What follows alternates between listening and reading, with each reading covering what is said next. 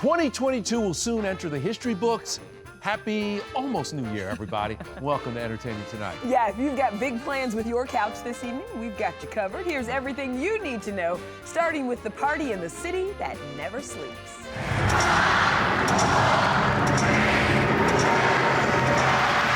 More than 1.2 billion people are expected to tune in worldwide to watch the ball drop tomorrow night. And with no COVID restrictions in place, the in-person crowd is expected to be the biggest in years. New York City officials are estimating 1 million people will pack into Times Square. With just hours to go, check out this look behind the scenes. There are workers inspecting and replacing some of the Waterford crystal triangles that cover the iconic sphere. But the ball drop won't be the only drama to watch in the Big Apple. I just want you to know, Anderson and I are going to party harder than we have ever partied before on New Year's Eve.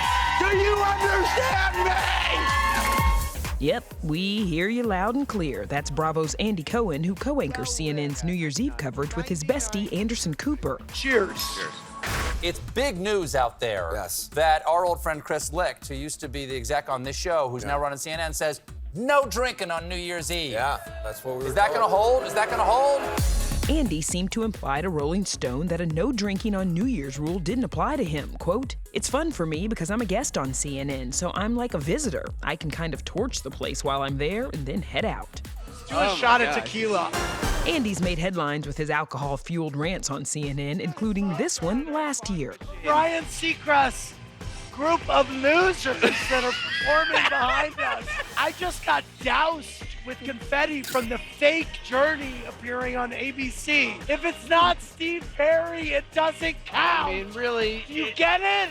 Ryan Seacrest, meanwhile, says he's all for CNN limiting the alcohol. Quote, "I don't advocate drinking when one is on the air. It's probably a good idea to scale back. I think they had something to say about my show at one point, which was, I'm sure, from the alcohol, because I don't think they would say what they said about our performers if they weren't drinking." We like to think we're the only TV hosts on New Year's Eve who are actually having fun.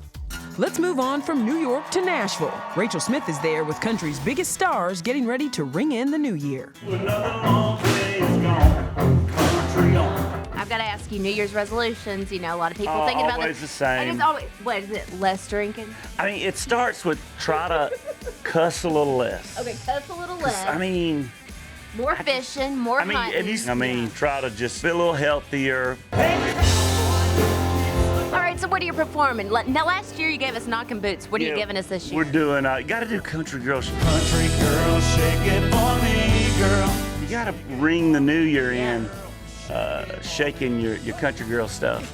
And then we do Country On and then hunting, fishing, loving every day. Hunting, fishing, loving every day.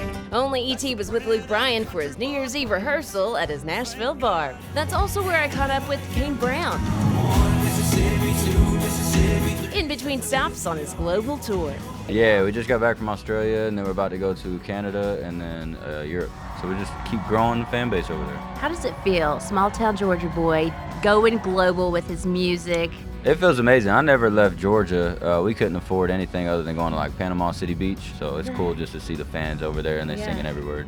New Year's Eve Live, Nashville's Big Bash, which airs on CBS, will be hosted by Jimmy Allen, Elle King, and yours truly. Are you guys people that do New Year's resolutions? It's just more of a, me and my friends and family do a thing where we just challenge each other to be better than we were the year before. I'll have everybody in my band and family write down what I can improve on and then light it on fire and never read it to me. That's going to be my new tradition. Thank you. Also performing, Kelsey Ballerini, Brooks and Dunn, and Sheryl Crow. I like a good beer buzz early in the morning.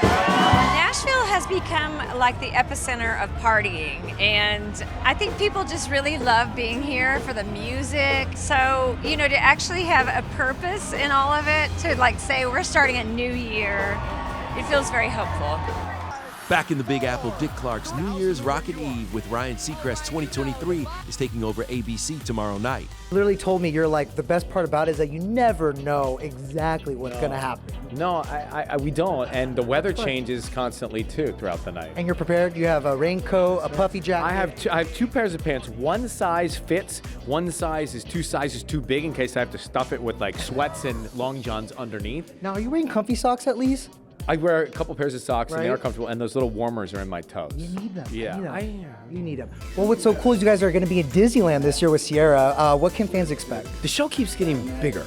Billy Porter's coming back. Liza Koshy's with me. Sierra's going to be at Disneyland. I'm looking forward to it. I'm glad they said, Sierra, this is the party you're hosting. I was like, oh yeah, now you're speaking my language. But it's awesome. It's so beautiful. And then the cool thing is that I will hit up a couple of rides the next day. So, I mean, it's perfect around here. You know, I didn't even tell the kids where I was because there would be problems in my house. E.T. was there as they pre-taped the epic celebration that also kicks off Disney's 100th anniversary. Some of the headliners include Shaggy, Allie, and AJ. We watched this growing up, and it's been so special to be a part of it. Tonight's been really magical. And Halle Bailey, who had her own fangirl moment over Sierra. It's amazing. I'm a huge fan of Sierra. I always have been, both from Atlanta. The fact that, you know, she was introducing me tonight and seeing her do that, it just made me like well up a little bit inside because I'm a huge fan of hers. Halle's other pinch me moment, playing Ariel in Disney's live-action movie, The Little Mermaid. Part of that world. It's crazy to think that, you know, we filmed it like a year and a half, almost 2 years ago now. You know, I look at even the teaser trailer and I'm like, I feel like that's a whole different person. I've lived a whole other life now. A year and a half has gone by. I'm like, wow. So it's amazing to finally be able to see it come out. Happy New Year! Over on NBC, Miley Cyrus returns to host alongside her godmother, Dolly Parton. Miley's New Year's Eve party is about getting glamorous and dressing your best. Well, we do that every day, don't we, Miley? You taught me well. You two are quite the dynamic duo, so what can we expect from you and Miley on New Year's Eve? We don't even know ourselves yet. I know we're going to be doing some skits. I know that anything can happen live with the two of us. I'm sure we'll be wearing some bizarre costumes, and we'll be singing some serious songs, some fun songs. We'll be bringing in the new year in fine fashion, I'm sure. It's going to be legendary. She would know. I thought me and Dolly Parton were the perfect pair to host my New Year's Eve party. When she first asked me, I thought it might be from New York, and I wasn't going to do it because I didn't want to get that cold. You know, she said, no, that's why I don't do it in New York. That's why I'm going to Miami. Watch me rap on beat in the Florida heat, because I'm the star of the show. Oh, shut up, Pete. Miley hosted her first New Year's party last year alongside Pete Davidson. It was NBC's highest-rated New Year's show in 7 years. This year, Miley and Dolly will be performing, of course, alongside other special guests like Lotto. I like what I see. A boss like you need a boss like me. And Sia. Baby, I don't need dollar bills to have fun tonight. Who parties harder on New Year's Eve, you or Miley? I would think that Miley probably celebrates a little harder than me. You know, I'm not really a party doll. I just look like one. And what about Fox's plans? Well, they'll have a different kind of fireworks show. For the second year in a row, Fox won't be airing a New Year's Eve special. The Omicron surge canceled last year's show. Really? Is he serious? Enough's enough. Instead, they'll be showing reruns of Hell's Kitchen. Pathetic. And for those wanting to celebrate in their VR space, Shaquille's got your back with the Shaqtacular Spectacular. This is a new way to ring in the new year. How did you get involved in this? Look, I've been doing VR ever since they first started it way back in the day. And I just told my people, I said, we need to do something for New Year's. So we put this together. The immersive special will be available across MetaQuest, Facebook, Instagram, and Messenger's Watch together, and features an all-star lineup. Let's get the party going! Cardi B, Ludacris, and Rob Gronkowski is my guy. Did I see Rob Gronkowski twerking? I don't know. I don't know nothing about that. Does Shaquille O'Neal do New Year's resolutions? I don't have New Year's resolution. I just try to be more at peace, become more happier. I gotta call you out because you do have a New Year's resolution. And What we is- can look at you and see that you've lost a lot of weight. Yes, I have. I lost 40 pounds. I need to lose about 20 more, but How did you lose 40 pounds? well, a couple things. I got my chef, and it's all about eating right. I didn't even know what the difference between a carb and a protein. at 50 years old. And once I just start changing those certain things, the weight just fell off. I gotta eliminate bread and soda. So if I could eliminate bread and soda, I think I can get the Marky Wahlberg. I want to be known as the Black Mark Wahlberg. You feel it, baby? I really want to go. I wish I knew somebody. Well, you can enter. Who knew? I don't know.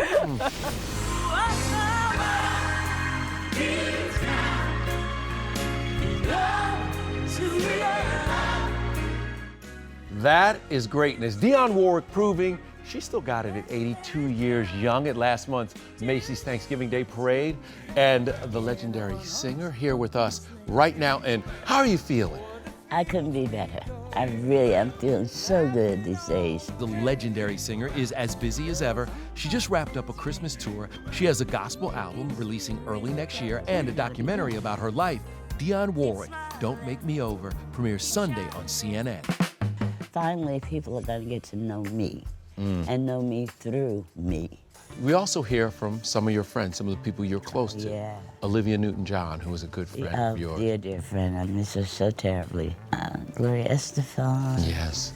Snoop Dogg. Snoop Doggy Dogg and Dr. Dre is at the door. Dionne's actually the one who gave Snoop a verbal spanking, telling him to clean up his lyrics and treat the ladies right. To hear these words that you're saying about them, isn't that nice? I said, you know, your ears and you are going to grow up. And you might have a little girl, and one day that little girl's going to look at you and say, Daddy, did you really say that? You know, and it gave them food for thought. And Snoop has subsequently thanked me. He said, I remember what you said, and all of it came true. And I do have a daughter. Thank you so much for being here, as always. We love having this woman in our presence. You attack my family.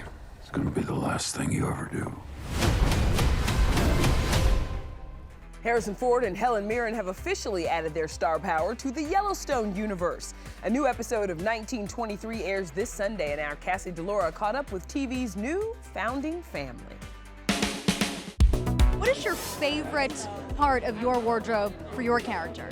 Well, I suppose my hat. I was just telling Taylor tonight that after 20 different hats, you know, auditioned for the part, he didn't like any of them. That one's too tall, that one's too big, that one's too small.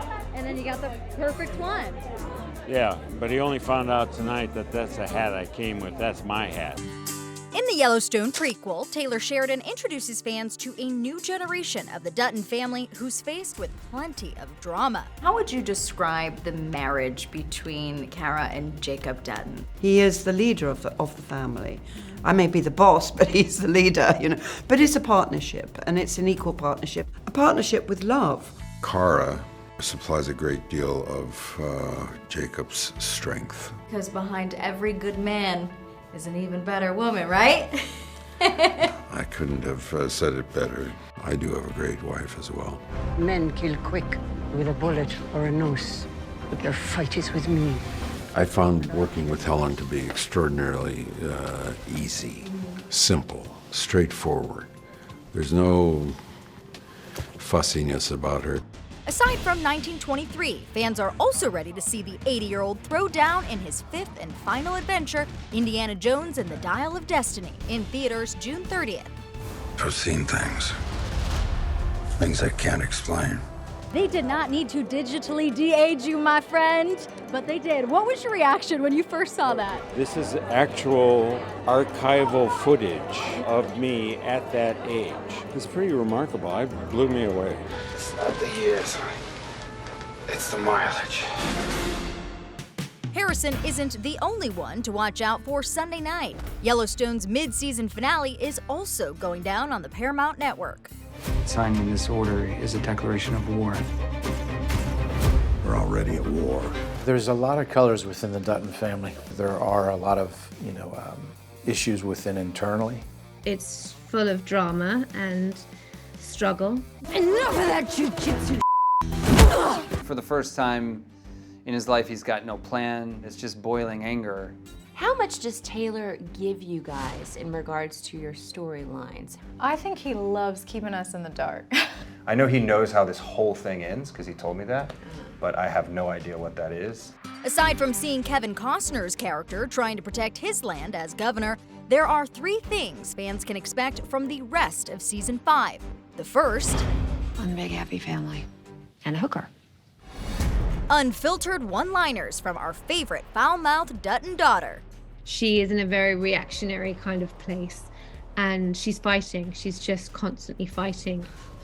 There are plenty of moments where I think, I can't believe she's going to do this, but it makes sense. She's got people to fight. She's got bad guys to get, you know. She's got to save a ranch for her dad. We'd also bet money that Wes Bentley's character Jamie betrays the Dutton family once again. What type of fan reactions are you getting these days? Are people feeling a little sympathetic for your character? People are torn on Jamie, but often torn within themselves. You know, they both hate him and they love him. Yeah. To the point where people yell out at grocery stores that they hate me, but they're smiling. I mean, they're laughing. I hate you so much. Yeah. And lastly, you know we'll see more of that cowboy life. The day I first arrived on set on Yellowstone was one of the most amazing, magical days of my life. Literally out of the fog comes Taylor Sheridan on horseback, and he basically says, "You ride, right?" And I was like, "Yeah." And he said, "All right, take that group of cattle and bring them into the pen." And he was like, "Roll cameras." And it was like, there was no rehearsal. It was a test, frankly. I gotta tell you, there's nothing like getting to go do it.